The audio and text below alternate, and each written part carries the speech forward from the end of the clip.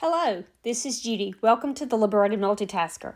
Today we're going to make a low-carb, keto-friendly chicken broccoli casserole. Now first we're going to cook our chicken in the Instapot. I do not have any already cooked chicken in my freezer. So I'm going to season this first with some garlic southern flavor and some pork and chicken rub. So I'll season both sides. I have 2 chicken breasts, which will be plenty for this meal with some left over. Now, as soon as we're done seasoning our chicken breast on both sides very liberally, we want a lot of good flavor, I'm going to add 1 jar of homemade chicken bone broth.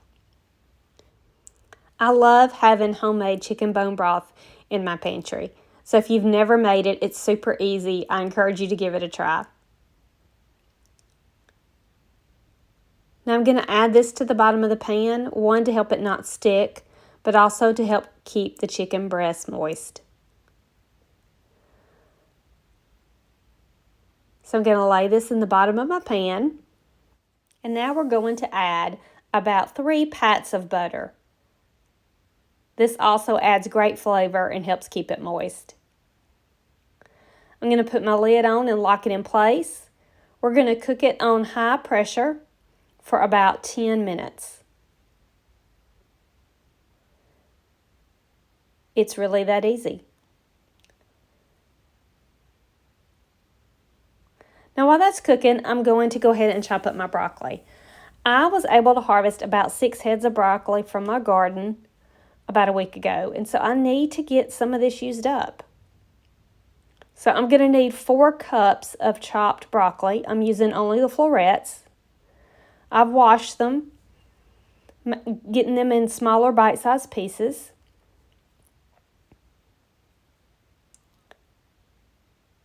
And you can see that is right at 4 cups.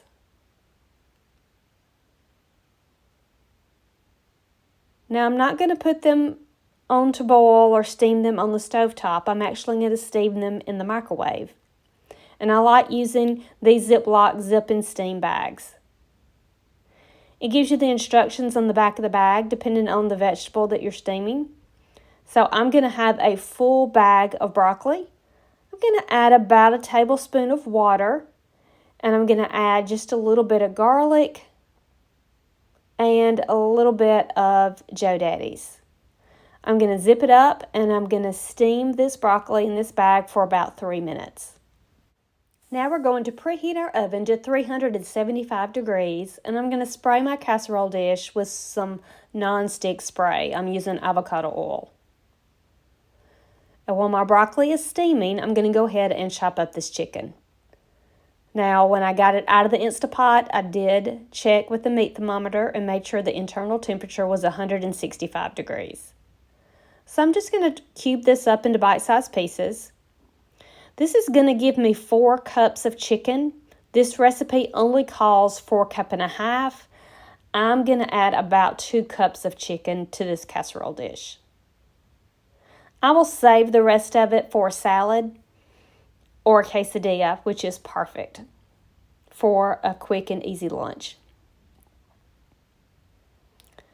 Just about done cutting up the chicken. And then it'll be time for us to mix up all our ingredients.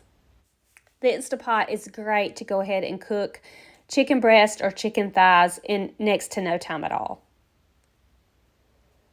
Now to mix up our ingredients, I have 4 ounces of softened cream cheese. I'm going to add 2 tablespoons of mayonnaise. And next I'm going to add some seasonings. Our seasonings are 1/4 of a teaspoon of salt, 1/4 of a teaspoon of pepper, and 1/2 teaspoon of garlic powder. I'm just going to mix all this up together. Now I'm going to add about 1 cup of medium cheddar cheese. And then we're going to mix this together.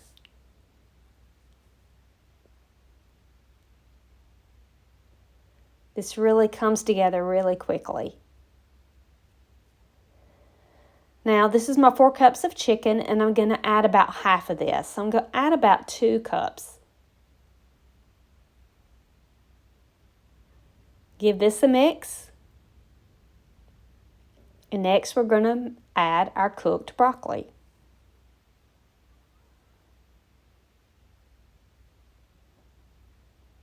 I'd already pre-measured this broccoli before I cooked it, so this was 4 cups of raw broccoli that I steamed. And just look how pretty and green that is. I do think the fresh broccoli makes a huge difference in this casserole.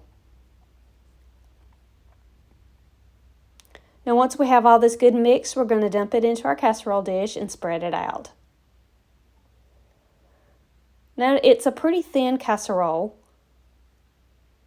and I'm not sure how it's going to end up being at this point. We have one more thing. I have about 1/4 of a cup of pepper jack cheese I'm going to sprinkle on top. And then we're going to bake it at 375 degrees for about 15 minutes. Then we'll put it on broil and broil it for 2 to 3 minutes just to help the top layer get nice and brown. So our time is up. Let's have a look-see.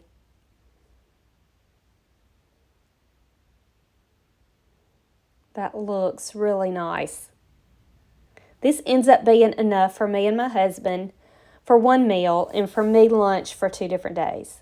I hope you give this a try. It is absolutely delicious. Low carb, keto friendly, and a great way to get your vegetables in. Please like, share, and subscribe, and I hope to see you soon.